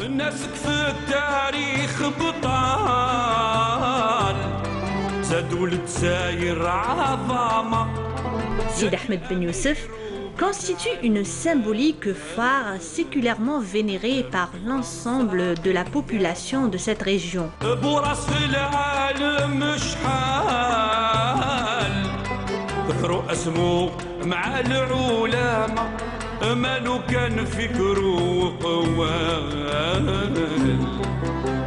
Sid Ahmed Ben Youssef, c'est un lieu où se rencontraient beaucoup de gens, les Milianais et les gens qui habitaient hors de Miliana. Par exemple, ils se rencontraient le jour du Rakb, qui se faisait chaque année du mois de mai, la mi-mai. Les gens de Beni Farh, ils viennent de la région de Aïn Dfla Harib. Et une semaine après, il y a les gens de Beni Mnassar qui venaient de Cherchar. Donc ici, ils se rencontraient avec de la poésie,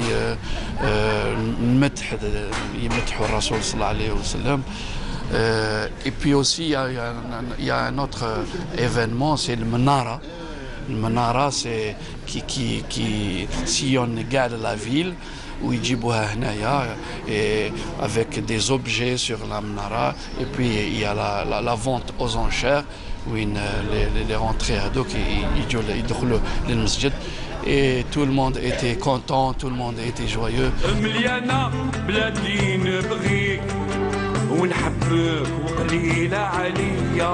Le mausolée pure construction turque occupe la galerie sud, dont la façade de l'entrée est harmonieusement décorée de carreaux de faïence.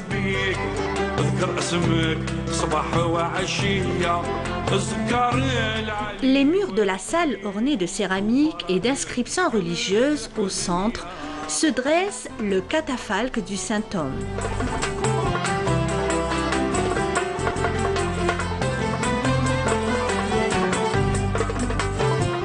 Parce qu'il s'agit d'un complexe religieux historique, historico-religieux. Donc il comprend la salle de prière, le mausolée, la zawiya et le fundouk. Et donc tout cet ensemble architectural, il date de la période turque. Parce que puisque le bey d'Oran, qui est Ben Uthman, c'est lui qui a ordonné de construire avec ses deniers personnels, de construire, disons, tout ce complexe religieux. En contrebas, une longue pièce basse aux murs barbouillés de henné fait office de la tombe de Lella Baroura, servante noire de Sid Ahmed Ben Youssef. Il y a le saint patron Sid Ahmed Ben Youssef qui est enterré ici, mais aussi de grandes personnalités qui ont marqué l'histoire de l'Algérie. Par exemple, il y a le khalifa Mahdine Sghir, il y a le grand moudjahid du Maghreb Nadir Bouzar. Et notre association a eu cette idée d'organiser des visites guidées au niveau de ce haut lieu de spiritualité. Et surtout à l'occasion du mois du patrimoine, on a eu cette idée d'organiser chaque week-end des visites guidées pour ceux qui s'intéressent au tourisme religieux. Et on demande à l'administration seulement de l'ouvrir, parce que ça fait presque 12 ans qu'il est fermé. Et notre plus grand souhait qu'il soit ouvert surtout le développement de la ville. L'opération de restauration n'a touché qu'une partie de cet édifice, et cela en 2006. Ce mausolée, qui perpétue un véritable pôle de rayonnement culturel et de citadinité, doit être conservé et entretenu à la dimension de son ancrage sociétal et populaire dans cette région. Un édifice qui doit être relevé par les autorités concernées. راني متمني يقلبوا لنا هذا الاخر كيما بكري احفاد سيدي احمد بن يوسف يتصرفوا ويعطونا المفتاح هذا ما نتمناه. احنا نطالبوا كجمعيه وكرئيس جمعيه ماذا بينا الضريح راه سمحوا فيه وحنا كاحفاد نهار اللي يعاودوا به يرموا حنا عطينا لهم المفتاح ماذا بهم يرجعوا لنا المفتاح ولا في جات في الترميم رانا واجدين. Les Miliani attendent toujours avec impatience la réouverture du mausolée, qui est pour eux un lieu incontournable pour les échanges culturels et cultuels. Voilà, de beaux rendez-vous cultuels, comme nous le dit si bien Fariel. En tout cas, elle nous a fait une belle visite du côté de Miliana. Nous, on va vous faire une belle visite à travers la musique algérienne qui est variée et diverse surtout, avec deux exemples sur notre plateau de jeunes artistes qui vont nous faire, en tout cas, nous régaler à travers leur musique. Eh bien, on va les présenter tout de suite. Il s'agit de... On va commencer par les dames. Nawel Mebarek. Bonjour, Nawel. Bonjour, Amel. Merci pour l'invitation. Hamdankom Kamel. Toujours ravi de vous recevoir. On n'a plus à vous présenter. Vous faites partie, bien sûr, de la maison de Bonjour d'Algérie, de Canal Algérie. Je suis toujours honorée. C'est toujours un plaisir d'être là. Et vous n'êtes pas seul aujourd'hui, vous êtes avec un artiste qu'on n'a pas trop l'habitude de recevoir, lui par contre, mais on est très heureux de le recevoir pour la première fois dans Bonjour d'Algérie. Il s'agit de Farouk Rahal. Salam, Amel. Marhaba bik, Sahara Mdanek, enchanté et très heureux d'être sur Canal Algérie. Oui, vous avez l'habitude de nous voir de l'autre côté. Exactement. Vous suivez un petit peu l'émission de Bonjour d'Algérie? De temps à autre, parce qu'il s'avère que je travaille beaucoup très tard le soir. Voilà. J'imagine. Alors vous êtes producteur, mais aussi artiste. Oui. Vous êtes slammer. Aujourd'hui, on vous reçoit en tant qu'artiste. Hein. En tant que slammer, vous avez l'habitude de produire pour d'autres artistes, des clips vidéo, des spectacles, de monter des spectacles de solidarité aussi. Aussi, pas mal, beaucoup. Oui. Pas mal. Je suis un ancien des orphelins de Makala avec l'équipe de France de foot. Ouais. Rio Mavouba. J'ai organisé pas mal de spectacles dans les hôpitaux et voilà. On a bien fait de vous recevoir ensemble parce que tous les deux, vous êtes dans la solidarité, dans le partage et l'entraide. Vous donnez ce que vous pouvez à ceux qui en ont besoin. Nawel le fait assez souvent aussi. On a eu à plusieurs fois à la recevoir dans le domaine donc, de la solidarité. Vous étiez là pour ce qui est donc du SIDA, SIDAction aussi. Cette générosité que vous donnez à ceux qui en ont besoin. Vous organisez donc des galas au profit. Quand les associations vous font appel, font appel à nous, les artistes, on est toujours très heureux de participer. C'est la moindre des choses, de sensibiliser aussi les gens sur les maladies qui existent, le cancer, le sida. Tout dernièrement, c'était le cancer du sein. Exactement. Oui. Exactement. Et aussi pour les enfants en difficulté. Ça sera le cas d'ailleurs, ça sera à Ibn Khaldoun avec le réseau NADA. Avec le réseau NADA, on va participer humblement, Inch'Allah, le 9 juin. Bienvenue à tous. Voilà, c'est pour justement créer un foyer d'accueil, ce qu'ils appellent aussi un foyer de cœur pour les enfants en difficulté.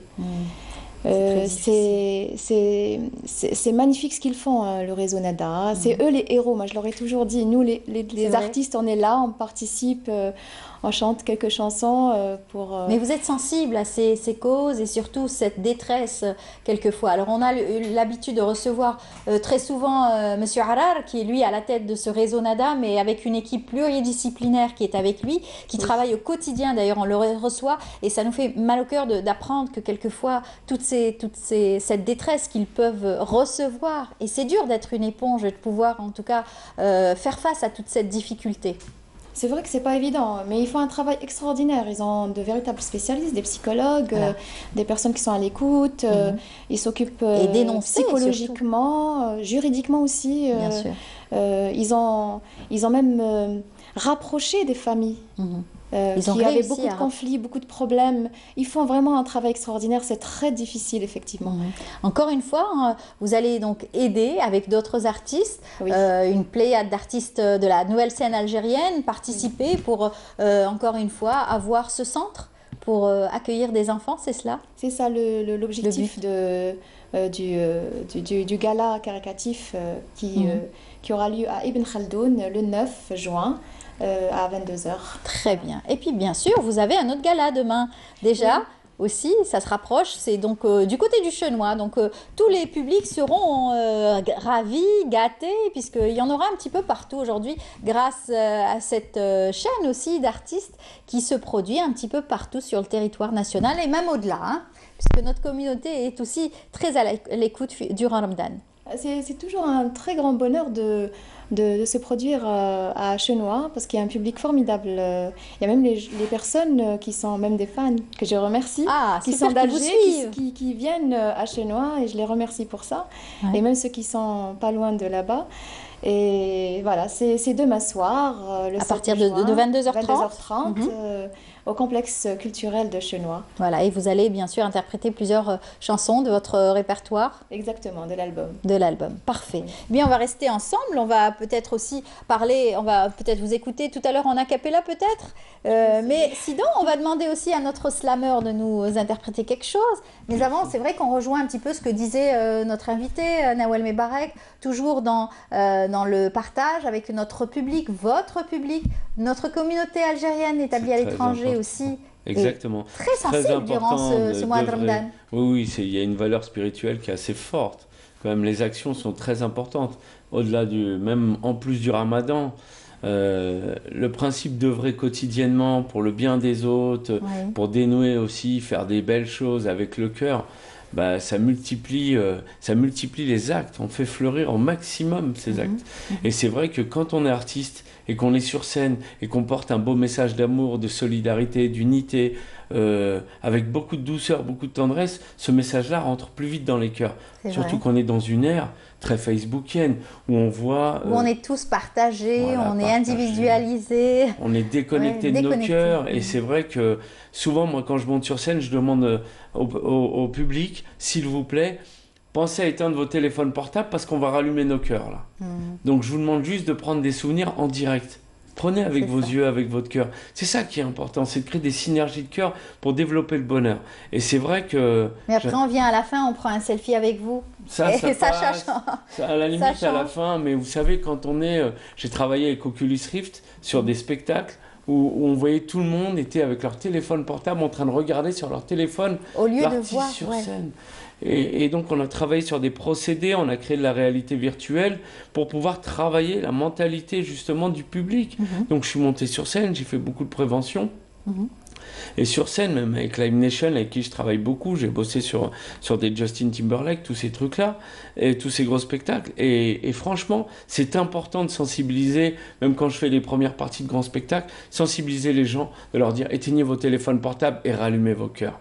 C'est ça qui est important, c'est d'encaisser, c'est de prendre, parce que le cœur fera qu'on n'oubliera pas. C'est vrai qu'on partage des moments, et des moments inoubliables pour la plupart du temps. C'est des émotions. C'est des émotions, et ça dénoue, quoi qu'on dise. Une émotion, lorsqu'on va à un bon spectacle, à un spectacle rigolo, un spectacle d'amour, qu'est-ce qui va faire que quotidiennement on va penser à l'amour, l'amour de la vie, l'amour en toute simplicité, des fleurs, ce rapport tout simple, c'est cette générosité, c'est ça. C'est le fait de se nourrir quotidiennement. Exactement. Alors, ça vous fait quelques années, bien sûr, dans ce monde de spectacle, un monde où il y a énormément de concurrence aujourd'hui et que ça va très très vite. Aujourd'hui, il faut être vraiment, il faut s'accrocher pour rester, bien sûr, parmi les premiers. Donc, vous avez des spectacles un peu partout. Vous avez réussi à asseoir, en tout cas, votre carrière. Oui, avec de la douceur. Avec de la douceur. J'installe. Parce que c'est mon style de voix. J'arrive comme un conteur. J'ai raconté, par exemple, l'année dernière, dans l'ancien album, c'était l'homme qui était, le cœur de papa, qui était à la recherche de la fée à la robe bleue. Une fée qu'il avait rencontrée chez Playmobil. Et donc, chaque quartier de Paris, j'ai été à la recherche de cette fée. Et j'avais tellement de fans à ce moment-là qui likaient, qui partageaient et qui me disaient « Mais c'est magnifique, cette histoire d'une fée à une robe bleue que tu recherches dans tout Paris. » Et c'est vrai que suite à ça, après, on est rentré un peu plus avec mon producteur Sidaly Akloul dans l'histoire du Jazzeri de Paris. On le salue d'ailleurs, qui est en coulisses et qui nous suit régulièrement, qui nous ramène aussi de bons artistes. Voilà, et c'est vrai que c'est un dénicheur de talent, parce qu'il est venu me voir à Paris, il est venu me voir dans une scène, il m'a dit j'aime beaucoup ton style, et c'est vrai que la chance que j'ai, c'est que ce soit à Strasbourg, Mulhouse, Clermont-Ferrand, toutes les scènes que je fais, c'est d'arriver avec de la douceur. Et dans ce monde qui est aujourd'hui très torturé. Voilà. Il faut savoir que j'ai été primé à l'UNESCO décembre 2016, producteur de musique de paix. Irina Brokova, qui est la présidente de l'UNESCO, est venue, m'a remis un trophée, bravo, on m'a applaudi, j'étais sur scène et j'avais un slam du projet All United Project, un truc qui s'envoie un peu partout dans le monde, et le but c'était de réunir un maximum de chœurs sur le premier album, le deuxième est en route, il est à valeur internationale, et je voulais passer au-delà des couleurs, des barrières, même des religions, de montrer au peuple, au monde entier. Et vous n'êtes jamais venu en Algérie, c'est-à-dire vous produire en Algérie. Donc avec Monsieur Akloul, vous êtes là pour... On a cette chance d'avoir aujourd'hui préparer un spectacle. Un bon producteur. Voilà, le spectacle Marhaba Party qu'on a joué aux 4 coins de la France, qui est un très bon spectacle familial, petit, moyen, grand. C'est un spectacle intergénérationnel, multiculturel, qui fait que par exemple, vous venez au spectacle, si vous entrez avec le sourire, on vous offre un thé à la menthe. Si vous avez encore le sourire lors du deuxième sas, on vous offre le petit marcroud qui va avec le thé à la menthe. Si vous avez encore du sourire, vous avez un album qui est offert sur votre siège. Donc vous aurez que des bananes qui vont venir vous voir, sûrement. Mais c'est ça qui est important. C'est de faire sortir et de reconnecter les petits, les moyens, les grands, même les grands-papas, les grandes-mamans. Vous savez, quand ils viennent et qu'à la fin, ils m'embrassent, quand j'ai une mamie qui me dit... Merci Wouldi, ça faisait 20 ans que j'avais pas mis un pied dehors et grâce à toi j'ai quitté ma cuisine. Ma fille elle m'a dit viens, tu vas rire. Super. Parce que il y a de la musique, il y a du chant, il y a du spectacle, de l'humour. J'ai des humoristes, j'ai chanteurs d'Al-Kamarakshia, chanteuse indienne. Uma Nrao, j'ai une chanteuse d'opéra, Véronica Antonelli. C'est un spectacle, c'est tout un spectacle. Donc à voir absolument. Aussi, hein. Ah, oui, mais là, on fait connaissance avec vous aujourd'hui dans Bonjour d'Algérie. Vous allez peut-être nous faire un petit slam spécial pour le bonjour aujourd'hui? Avec plaisir, si vous avez une petite musique, il faut le faire en acapella. Une petite musique, on va essayer de chercher, mais allez-y. Est-ce qu'on a une petite musique même algérienne ou de chez nous? Et il n'y a pas de problème, vous voulez qu'on commence comme ça? Oui, allez-y. Ok, bon. Alors, ce titre que je vais interpréter, ça va être en acap, on va dire, de Petit Pavé Gris. Petit Pavé Gris, ça a été mon premier titre que j'ai joué dans beaucoup de piano-bars à Paris.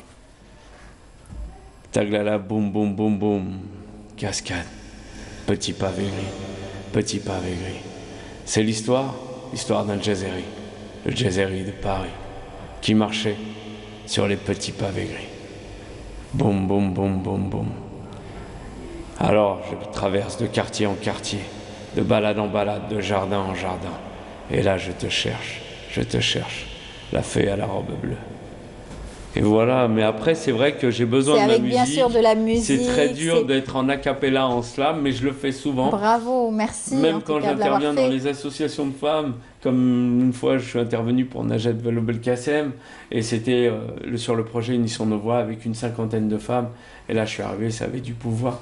Et donc voilà quoi. Mais c'est vrai que un exemple, musique, bien sûr, là sans musique, c'est difficile, mais on vous réinvitera et on ramènera tout le matériel qu'il faut pour pouvoir en tout cas vous écouter. Vous nous ramènerez bien sûr vos albums pour pouvoir en tout cas vous apprécier à travers votre interprétation. Et ça, c'est que le début en tout cas. On a eu la chance de vous avoir tous les deux ce matin dans Bonjour d'Algérie pour parler de votre passion qui est la musique. Nawel Mebarek qui sera donc demain au niveau du Chenois à partir de 22h30, c'est ça ? Exactement. Voilà. Et bien sûr, Nawel qui va se produire aussi avec le réseau Nada, bien entendu. Ça sera le 9 au niveau de Ibn Khaldoun pour pouvoir écouter. Alors là, ils nous ont ramené votre téléphone, je pense, pour pouvoir mettre une musique. Votre musique. Ah oui, donc c'est parti. Voilà, c'est parti. Ça, c'est un titre que j'ai fait avec la chanteuse indienne, Oumain Rao. Ouais. Tac, s'appelle Par amour. D'accord. Ok. Ça, c'est encore une fois, on parle de... Est-ce qu'on entend? Un petit peu. Qu'est-ce que tu ferais par amour? Je te parfumerai de mon regard. Je t'habillerai de miroir. Je te découvrirai de ton voile. Pour t'habiller de mon nom. Je t'offrirai le plus beau sourire. Je voyagerai à travers le monde pour aller demander ta main. Je choisirai le plus beau gâteau, achèterai les plus belles fleurs. Je te promets d'être toujours bienveillant, fidèle et généreux, patient, ouvert, brave et romantique. Je ne te laisserai jamais partir. Que l'on vivra à Londres, Madras, Alger ou New York. Je prendrai soin de toi de jour en jour. Ça, c'est un exemple. En tout cas, c'est juste pour donner un petit peu un petit avant-goût de ce que nous aurions donc à voir. Ce spectacle, bien sûr, avec Farouk Rahal, bien entendu, j'espère, Inch'Allah, en octobre. En tout cas, vous êtes là en visite en Algérie, Ramadan. Oui. Et ça se passe comment? C'est très bon, les senteurs. C'est ça qui est énorme. La visite. C'est nous, à différence à Paris, on a tout le monde qui mange devant nous. Il n'y a pas vraiment cette authenticité du Ramadan. Tandis que là, je ressens tout. Hier, on a pris le temps de traverser tout Alger. On a fait de la promo à droite à gauche, mais en même temps, on a visité, on a observé tous ces gens qui allaient acheter pour faire les courses du soir. On sentait que tout se vendait. Sur Alger. Et il y a beaucoup d'effervescence durant Ramadan. C'est terrible, il y a cette magie qui est unique. J'ai l'impression de revenir à mon enfance quand j'avais 6 ans, 7 ans, quand j'étais dans les quartiers d'Alger à El Biar et que je me baladais partout. Là, je voyais plein de poésie, vous ne serez pas là plein d'amour. Pour l'Eid? Inch'Allah, si. On a tout prévu. Vous allez encore vivre cette ambiance de l'Eid. J'ai ma famille à Biskra, moi je suis biscré. Et donc après, je vais Eid avec mes neveux, mon beau-frère, toute ma famille, Inch'Allah. Et je serai sur Biskra, pour moi c'est important. Voilà, bien sûr, la belle région, cette belle oasis. Et surtout pouvoir profiter de ces belles dates. Parce que nous en France, lorsque j'ai des amis qui viennent ftor à la maison, qui me ramènent des boîtes de dates qu'on retrouve chez Carrefour, Leclerc et compagnie, je dis je suis un biscré les gars, regardez mes dates. Il n'y a pas photo. Et là je flambe des dates bien transparentes et ils sont là, waouh, les dates, on n'a jamais goûté d'aussi bonnes dates. Dis-vous, vous avez la pêche, moi j'ai la date. Voilà. Je suis un Biskra les gars. C'est de chez moi, ça. Alors, Nawel, aujourd'hui, vous avez fait connaissance avec notre artiste. Peut-être que ça va donner envie de faire un duo. On ne sait pas. Chez nous, il y a beaucoup de choses qui se sont faites dans Bonjour d'Algérie. On ne sait jamais. Oui, en plus, il va dans le sens où je vais, c'est-à-dire positive attitude. C'est ça. J'ai toujours dit, la musique apaise les âmes. Et on le ressent à travers vous, tous les deux. Vous êtes très apaisés. Et on vous l'avait transmis et j'espère que le téléspectateur l'a ressenti. Inch'Allah. Voilà. En tout cas, merci beaucoup à vous deux. Bonne chance à toi, donc Nawel. On te dit donc demain, tu seras au niveau donc du Chenois à partir de 22h30. Ne ratez pas et tous vos fans seront là. Je tutoie un moment et je vous vois. Je ne sais plus où j'en suis. Merci beaucoup, Nawel. À très bientôt. À très bientôt. Merci pour l'invitation. Sahar Mdanek. Haftorkom d'avance, même si c'est le matin. Malish. Merci beaucoup. Merci. Et puis à vous, Farouk, Rahel, merci beaucoup d'avoir fait cette émission et ce premier pas dans Bonjour d'Algérie avec nous. Merci beaucoup. Bonne chance pour votre spectacle. Merci beaucoup et vous serez invités. On repassera vous voir pour bien vous inviter. Et voilà, tous les téléspectateurs, Sahar Mdankom, Sahaftorkom, et n'hésitez pas à connecter vos cœurs. Voilà, c'est ce qui est important. Très bien, le message est passé en tout cas. Merci encore une fois d'être venu, bonne chance à vous et puis on se reverra Inch'Allah pour octobre, fin octobre. Inch'Allah. Si tout ira début bien. Octobre. Si tout... Voilà, début octobre. Ouais, ce sera début octobre. D'accord, ok, c'est fait. Sahar Mdanek et Sahar Hidek. Merci. En avance. Voilà, on est arrivé à la fin de l'émission. J'espère que vous avez apprécié cette émission en notre compagnie. Bonne journée à vous tous et merci à toute l'équipe de nous avoir accompagnés jusqu'à la fin. Demain, rendez-vous est pris bien sûr à 9 h du matin. Et à très bientôt donc. À demain. Au revoir.